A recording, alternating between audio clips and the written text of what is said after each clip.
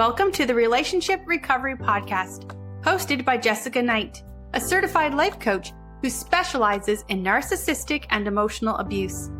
This podcast is intended to help you identify manipulative and abusive behavior, set boundaries with yourself and others, and heal the relationship with yourself so you can learn to love in a healthy way.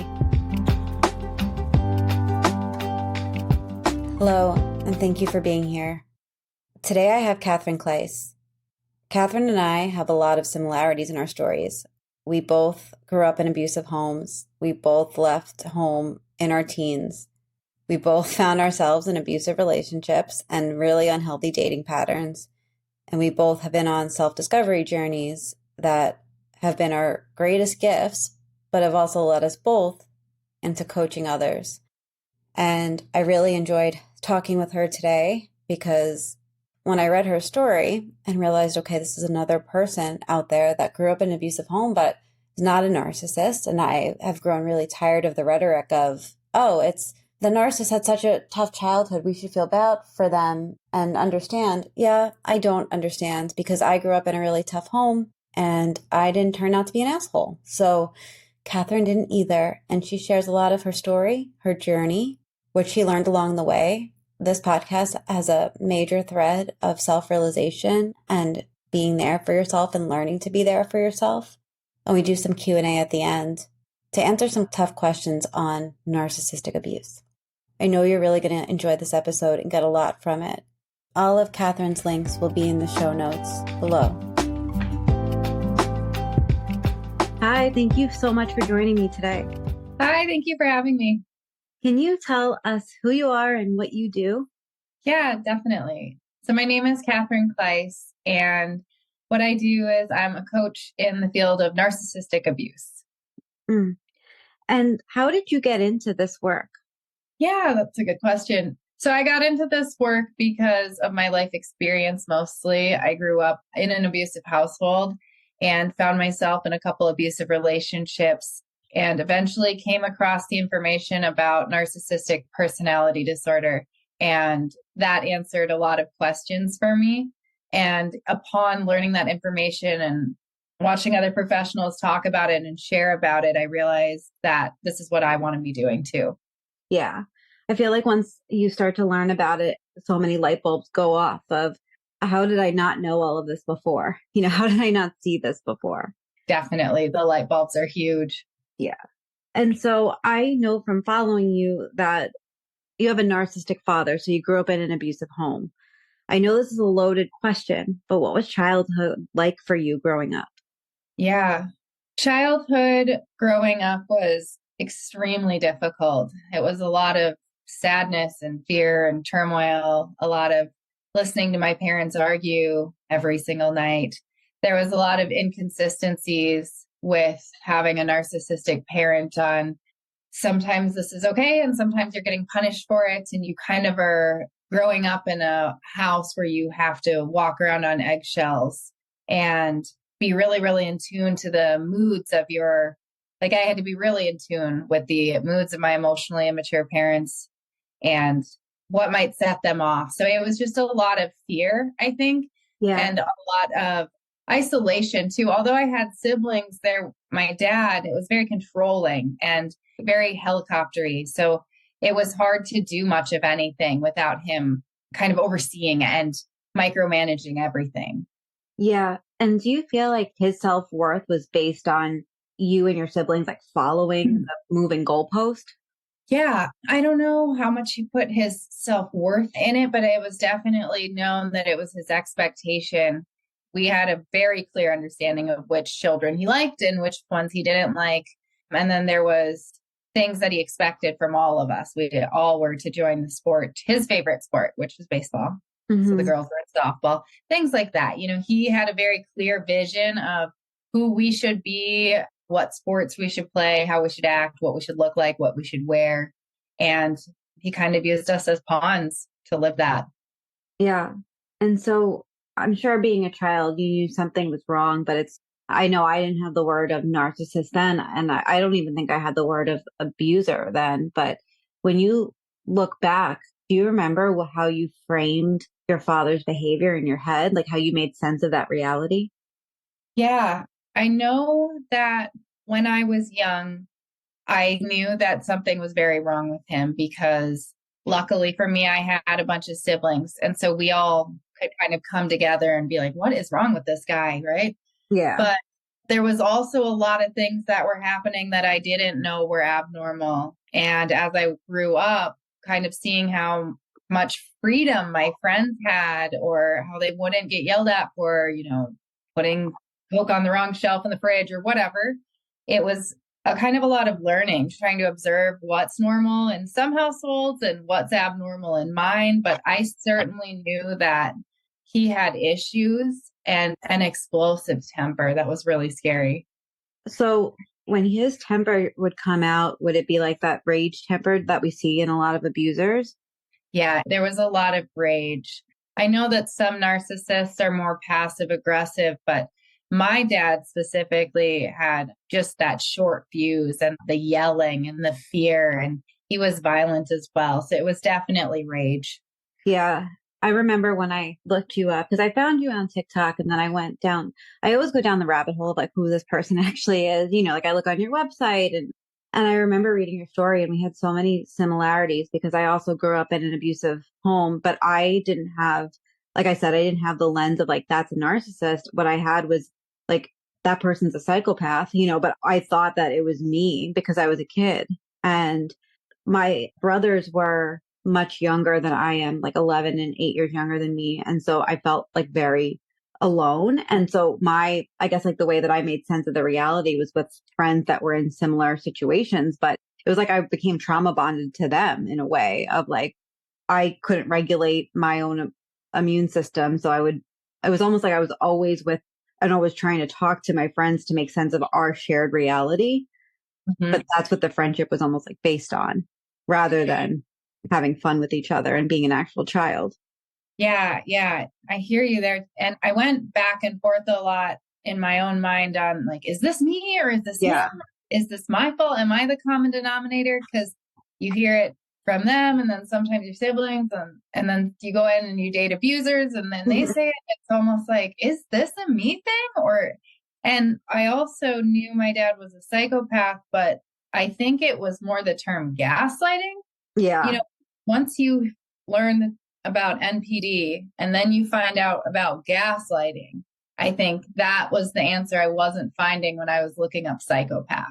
Right. Yeah. I mean, you're exactly right. I think I felt exactly the same when I eventually came across gaslighting. But by that point, I was healing from like relationships, like romantic relationships, that it didn't even click to me until later on that how much of that was actually present in my childhood. And when you start like drawing, I think those drawing the lines across the page of like, okay, this is actually what was happening. It can be so like eye opening, but also it doesn't mean it's any less sad. How do you remember coping as a teen or as a child? Like, what were your coping mechanisms? Well, I think that my biggest coping mechanism was trying to envision a future that was anything but that. It was almost like this countdown in my mind of the day I would turn 18 and I could get away and get free. And of course, I stumbled a lot. It didn't quite happen the way I envisioned it until maybe like closer to 30. But I think that was my biggest coping mechanism was I had a lot of time to think. And I would just really, really hold on to that resiliency in myself and just picture a life that I wanted with how I would raise my own child with love and how I expect my own future relationships to go with communication and respect. And I think it was just spending a lot of time in a happy future that Yeah. I didn't have any evidence of. Yeah. Yeah. I had a lot of unhealthy coping mechanisms like weed, alcohol, eating disorders, especially in my teens. But what kept me going was a very similar thing of like, you know what? I need to get the fuck out of here. And so if I keep cutting class, I'm not going to get out. And if I don't graduate, I'm definitely not getting out. And then that became sort of like my, I don't know, the guidepost to get the hell out of there. And I think, I got to a point when I was 16, I left. I left like, my mom always says, like, she's like, you left like 10 times. I'm like, I did, but I left for good around 16. And it has become, I think for a while, I was like riding that victim story for a little bit until I was like, you know what? I left. I did what I wanted to do. Now I have to start building. What was the sign, or like, what was sort of like the last straw that caused you to leave your childhood home? Well, I had tried to leave a couple times before 18, and they would just call the police and have me brought back. It was almost abuse by proxy. So now I have police lecturing me like I'm some runaway or some, Yeah. delinquent or something, which, wasn't the case. And the final straw was really just turning 18 and not having anyone tell me I can't leave.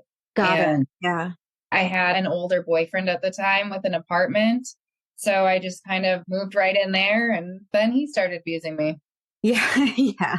Oh. Yeah. Like that's like the next thing I want to get to. And I feel like if I don't touch on this, we probably won't. But I wanted to talk a little bit about just like that rhetoric of self-love that we don't learn when we're growing up in an abusive family or abusive upbringing. And I think I mentioned earlier, like it took me probably until like, I don't know, maybe last year, the year before, I started like having the space to put the threads of what happened in my childhood to the narcissistic abuse, rather than just like, this was an abusive upbringing and I don't want to open that box. I was like, all right, I'm going to reopen the box and start like looking at what this was. What I realized, and this was so validating for me when I finally got to it, because I got so sick and tired of hearing, you just need to love yourself. Why don't you just love yourself? Why don't you have self-validation? Where's your backbone? I'd be like, well, fuck you. I've spent my whole life being told that anytime I felt good about anything, that I was wrong. And I was like, good things, bad, everything, I was wrong. And I was like, that's how I was framed in my head. And then I went right into survival mechanism. And then I got into abusive relationships. So I didn't have the ability to take a step back and be like, how do I even begin to accept myself? Yeah. And I was just curious if you had a similar experience and how you learned to grow to accept yourself. Yeah. That's the hard thing, that you are so directionless, right? Like there's no direction in how to love yourself when you don't know what the problem is. Mm-hmm. And I think that coming into the information about NPD sent me on a healing journey. And ironically, at the time, I was also declaring psychology as my major. So it was like just double loaded information.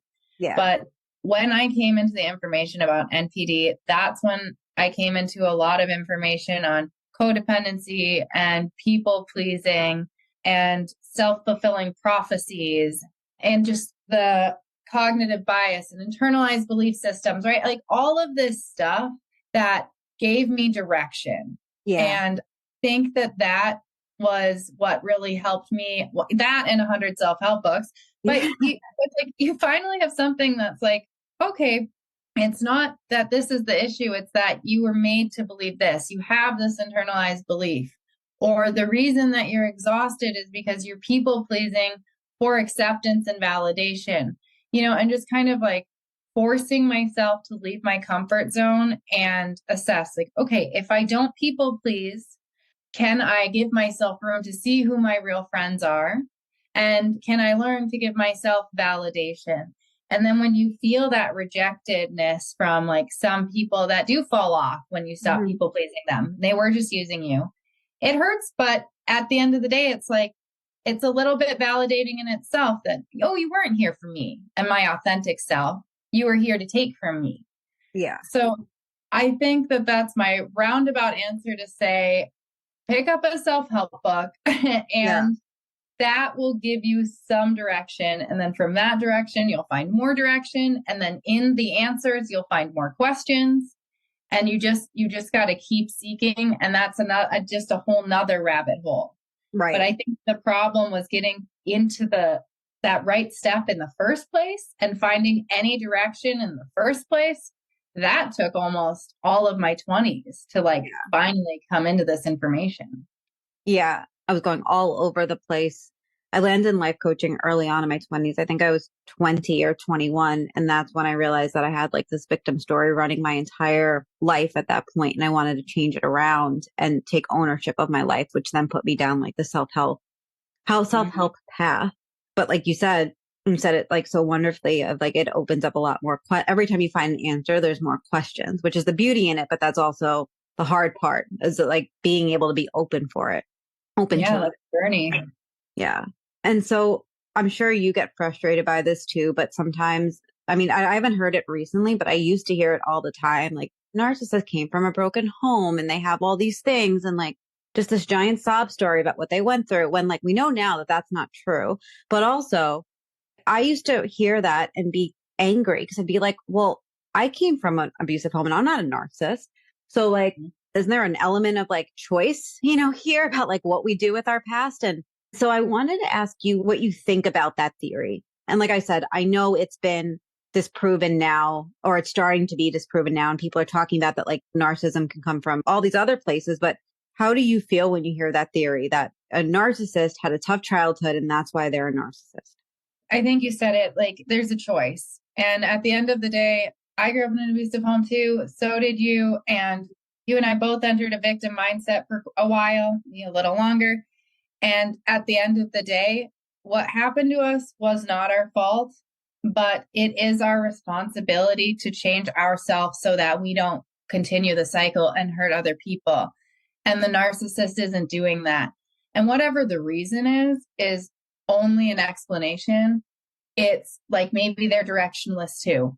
Who knows? But at the end of the day, what I've come to understand and what I wish other people would understand is everything about what made the narcissist them, or why they're doing what they're doing, or why their personality isn't curable, is only an explanation and it's not an excuse. And I think that's just a rule of thumb in my life, that there are no excuses and there are no justifications for anything. Mm-hmm. There are only explanations. So, cool. We can explain why the narcissist is the narcissist. Well, we really can't because, they're still doing more studies, but whatever. It's not a justification to abuse. And it never is. And it never will be. Yeah, exactly. Thank you for saying that. It's not what we chose, but it is our responsibility to figure out who we are moving forward. Mm-hmm. Yeah. And so let's take a step back and go back to the relationship. So you mentioned that when you first moved out, you moved in with someone that did start abusing you. And then I'm sure you said that there was a second one. So let's start with the first one. So you were so young at that time too. I guess I have two questions in one. What were some of the red flags that you started to notice there? Mm-hmm. And do you feel like you normalized some of them just based on your upbringing? Like you weren't able to see the red flag because you were so accustomed to living through that red flag? Yeah, definitely. Definitely. Yeah, I was really young. We started dating actually before I graduated high school, and I was still 17. So just really young and impressionable and abused and invalidated since the day I was born. So the first red flag, I think, was he got kind of snappy. It's like, it's so great and it's so nice. And then all of a sudden this person is just kind of snapping at you for no reason. And that I definitely ignored as a normal thing because I grew up in a house with screaming. So to be snapped at was like, okay, you just kind of internalize it. Yeah. And in the beginning, it was a lot. He was like cheating, and then, we were on and off and we worked it out, but it started with the verbal abuse. And then it got to the point where there was some physical abuse. There was pushing. And eventually it was just constantly trying to control my friends, put me down, tell me I was worthless, tell me no one else would love me. No one else would ever want to be with me. I should feel lucky that he would even be with me.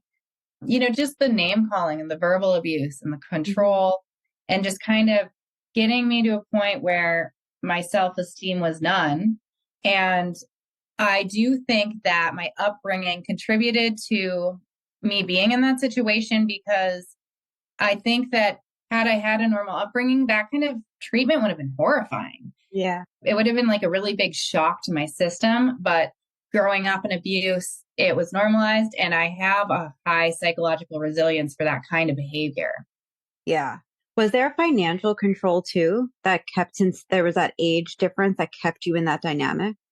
I have been financially abused, but that was by my father before that point. So When I finally got to the point where I got credit, I have been independent ever since, even with men. Financial abuse was a lesson I learned from my dad. So even with abusers, I've never put myself in a position to be financially abused by them. Yeah. The problem was my income was not enough to have a place by myself, an apartment by myself. Yeah. Okay. I don't know about you, but when I got out of my first abusive relationship, I remember feeling like I have taken so much time off from dating and I worked on all these things within myself. I've been in therapy like 1 to 2 times a week. If I re-enter or when I re-enter the dating world, I'm going to be a new person, re-entered it. And the first long-term relationship I got, it was a like textbook narcissist. And I had Oh, no freaking idea. And I remember like now I can look back and see all these red flags from like the first conversations. On our first date, whatever, we met and like so we talked all night. So it wasn't necessarily a date, but he was like, I just take all my emotions and when they feel tough, I just stuff them down and they eventually they just go away. And I was like, what? no. Okay. But at the same time, I'm like, all right, so it's at the end of COVID when things started to open up. I live in a city, so it was like, it took forever. And then I was a single mom and I had just quit my job to do coaching totally full time. And I was like, well, I don't feel like I bring a lot of things to the table. I'm just going to slide that one aside and continue this conversation. I'll see how it goes. I'll bring this up later if it ends up being in a relationship. But the red flags continued. And I didn't really realize them until like 4 months later. And then it was really hard to get out. Mm-hmm. I know you entered another very toxic relationship. Did you have was there like a period in between where you thought like, I could do this healthy? And then you were a bit blindsided? Well, so after the first abuser, I started dating my son's father, and that relationship was not abusive, although it was emotionally immature on both of our ends. And there was other things, but we dated for over 5 years, quite a while. And leaving that after that relationship is when I started dating the narcissist. But at this point, I hadn't gone through a big self-discovery journey I didn't really know any of this information yet. I wasn't sure about the patterns in dating. I had been to therapy, but that was more to learn how to set boundaries with my parents and kind of separate that. They needed boundaries. But when I started dating the narcissist, I was a little bit shocked because I had not been controlled since I was a teenager. And this man was trying to control me, but I already knew all of these tactics, even though I didn't have names and I didn't know NPD. I know that you're trying to start a fight with me because I'm with my friends, or you're trying to call me and argue with me because I'm with my friends. Like, I know what you're doing because I've dated somebody controlling before. So that part was a bit shocking to me. Like, how in the world am I in this again? Yeah. And when the mask came off and things started going badly and he was gaslighting me, I, at that point, immediately made the connection between him and my father. And I knew that they were cut from the same cloth. I knew this was exactly what was wrong with my dad, the way he argued. I still didn't know the term, but I was telling my friend, and she's the one that told me, I think he's a narcissist. And I looked it up, and this is pretty early on in the relationship, within the first 6 months. And I looked it up. I did not for a second go through the phase of denial. I was like, okay, here it is. Here's the answer. This is what's wrong with him. This is what's wrong with my dad. No big deal. I'm just going to break up with him. I'm not doing another abusive relationship. I've learned my lesson. No denial phase at all. However, I was still trauma bonded to him for almost another year. And that was the part that was really scary to me, that I could consciously be aware that this man was not well, that I didn't want to be in this relationship, that I already know what control looks like, and there's no way I'm going to allow him to control me. We didn't live together. I had my own place, and be trauma bonded. Like, what is that? So that's that chemical addiction piece in our brain to our abuser, that one was beyond me. And that really, really threw me off. Yeah, that in that last relationship I touched on, that's where I learned about trauma bonds and felt what a trauma bond is and that chemical addiction, because even when the relationship was over, it took another, I think, 8 months And then it was constant because like I felt like I was re-entering the trauma bond every time he reached out to me. And for a long time, no contact was like so hard. I remember telling a friend like it would be easier to cut off my left arm.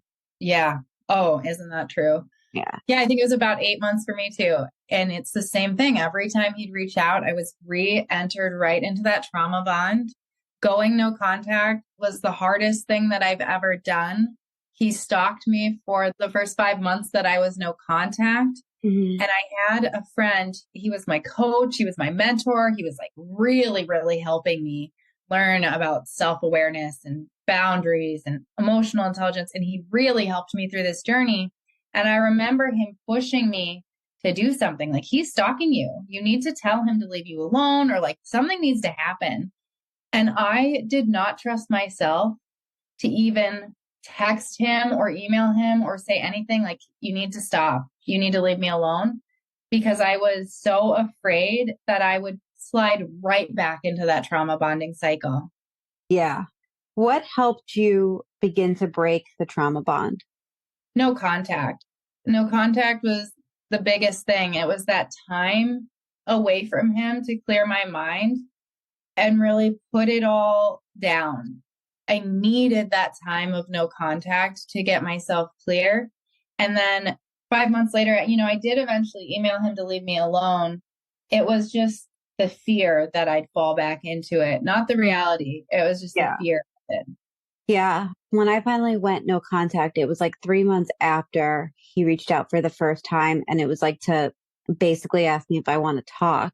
And I felt like a fight, flight, and fawn response, probably all at the exact same time. Like I didn't freeze. I wanted to react, but I didn't do anything. But I just was like, this is how I know that I've come so far, is because I'm not acting on any of it, but also I'm just terrified rather than wanting to talk to them.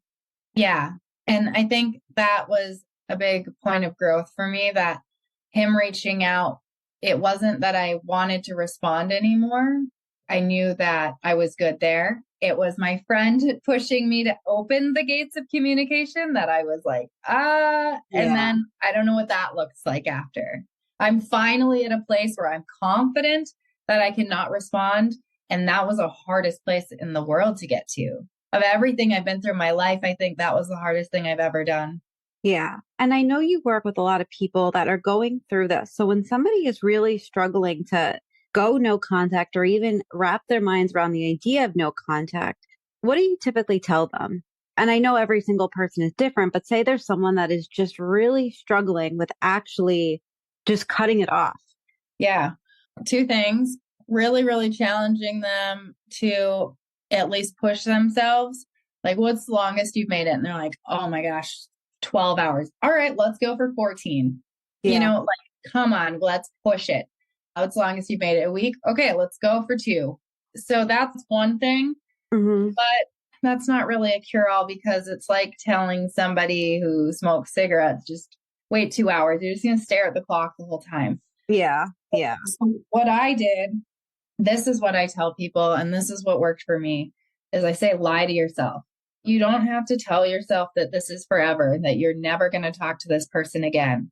You need to pick a time frame and make it to that time. And then after that point, if you want to talk to them, you can. But at least then you'll know that you're in your right mind. The trauma bond's worn off. The cognitive dissonance is worn off.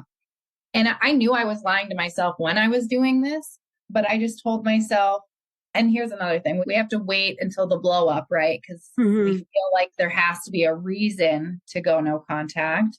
But I told myself the next time he was abusive or mean or whatever, I wouldn't talk to him for 2 weeks. And then it was a month. And then it got to the point where I was like so fed up. And I said, the next time he does this, I'm not talking to him for 6 months. Yeah. After 6 months, I will lift the punishment for his bad behavior or whatever. And of course, when I got a few months in, there was no desire to go back. I was, clear-minded now. So that's really what I push people to do, is if you have to lie to yourself and tell yourself that the reward at the end of this is them, I don't care if that's what you do. Right. But you have to do anything that you can to give yourself time to let the chemical addiction fade and the cognitive dissonance fade.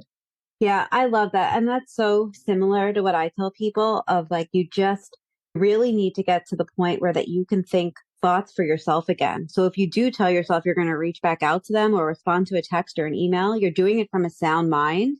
Mm-hmm. And I always say, like, I don't think you're going to want to, but why don't Yeah, you just think about like you getting yourself healthier for the relationship if that thought is going to keep you from contacting them? Whatever thought will keep you from contacting them, that's the one we can do. exactly. Yeah. Exactly. And that's the other thing. You really want to push people to have that perspective that if this is your relationship, this is the one you want. Don't you believe that it will be there after a period of healing? Like, Yeah. if this is the be all end all, this is your soulmate and you're forever, what is 6 months of therapy and no contact? It's nothing. Yeah. And wouldn't they want that for you if they really are your one person? Like, And wouldn't they wouldn't want you to they? be healthy? Yeah. And wouldn't they? And because the narcissist in our life and their lives doesn't, it makes it even more apparent how much you really don't matter to them. Yeah. Because they take it as a personal attack. Mm-hmm. Did you struggle after healing from that relationship to re enter the dating world? I did. I was aware that I was suffering from or struggling with, however you want to phrase it, codependency. Mm-hmm. So I didn't know it was called codependency, but being honest with myself, I was like, you don't know how to be single. Yeah. So I intentionally did not date. I made myself just take 12 months to heal, learn, grow, do what I need to do for myself, and then I can re-enter the dating world after that. And when I did finally re-enter the dating world, it was really scary for a long time. The first couple guys I dated, I was terrified that they were manipulating me, that every single thing that they were doing that was nice and Yeah. everything that they said to me that was so sweet was love bombing or future faking. And that was hard. But I eventually got to the point where I realized I just need to trust myself. I have proven to myself twice that I will leave somebody if they abuse me. I have proven to myself throughout my entire dating history that I will not settle for anything less than I deserve. And I just need to trust that I'll continue to do that for myself if the next guy removes his mask and there he is, a narcissist. Yeah. I want to go into some questions that came up from people that listen to my podcast, but also a few that I had just from following you for a while. And the first one is, what is it like to argue with a narcissist? Mm. Mm-hmm. Yeah. You're like, it's the worst thing ever. Yeah. Yeah. Arguing with a narcissist is the most exhausting thing on the planet. It is so emotionally draining because it doesn't matter how much effort you put in to clearly formulate your argument in a way that is impossible to not understand. Yeah. Yeah. That narcissist will completely miss the point. They will completely miss the point and they will change the interpretation of what you very clearly explained to them as if they were a kindergartner, and they will put other intention behind everything that you just said. So it's really defeating, it's frustrating, it's exhausting. And I think that a lot of us need to put our own egos aside because we're making it our mission to get this person to understand. And then when you kind of have that epiphany, that's like, oh, it's not that they don't understand. It's that it's their mission to make me believe they don't understand. Yeah. It's their mission to misunderstand. So why? Why do I keep trying to get them to understand? I feel like a lot of grief comes with that when you start to realize or accept the fact that they're not going to understand. You could almost like grieve. I don't know. For me, it felt like grieving like a part of my humanity of like, you know what? I'm going to have to accept that this person is never going to understand and they don't want to understand. Because if they did, they would read the actual words that I'm saying or typing rather than making it into something else every single time. And I felt like that's like, I guess maybe like the beginning of closure in my perspective of just accepting, you know what? They're not going to hear it. Yeah. And that's the hardest part is how do you create closure out of thin air within yourself? Yeah. And that really puts you in a position to grow and evolve as a person because that narcissist is not going to give you the closure. Yeah. Yeah. How can somebody stop engaging if they're not being heard in an argument with a narcissist? Well, I think that the first step is hitting that level of acceptance, like you were just saying, and kind of going through that grief process, because up until then, you're just trying to work out a communication error with your partner, with your soulmate. So once you reach this level of acceptance that this person is a narcissist, they don't care about you, they care about themselves, they care about the story in their head, not the reality of the situation. You can do a few things. I like to just shut it down. Of course, I still come into narcissistic people that want to gaslight, and it's just something you can just kind of, okay, and just kind of try and shut down the argument, put it back on them. Like when they're like, well, you are doing this. Mm-hmm. You can say something like, I see that you see that. I hear that you're hearing that. I recognize that you believe what you just said. So you're acknowledging what they're saying without agreeing with it and without disagreeing with it. Because if you disagree with it, that's their playground. Yeah. And if you agree with it, they are going to hold that over your head too and really abuse you for whatever they just convinced you to agree to that is not you and that you didn't do. What's so interesting by what you just said is like, so my child is in kindergarten, and these are the exact same tactics that you handle a temper tantrum with. Mm-hmm. It's like, I hear you. I understand that that's how you feel without taking anything on, right? Like, you're the worst mommy in the world. It's like, all right, well, this morning I was the best, but now I'm the worst. Now it's like, and it's like, okay, this is over. That her pencil point broke. Okay. Like, it's like, okay. So it's so interesting. It's not the first time I saw a correlation between parenting and not arguing with the narcissist, but it's like basically it goes back to what you've said basically the whole time of like having to get in touch with yourself. Once you know your truth and you're starting to ungaslight yourself and you see what it is and you're like, okay, I see you see it that way.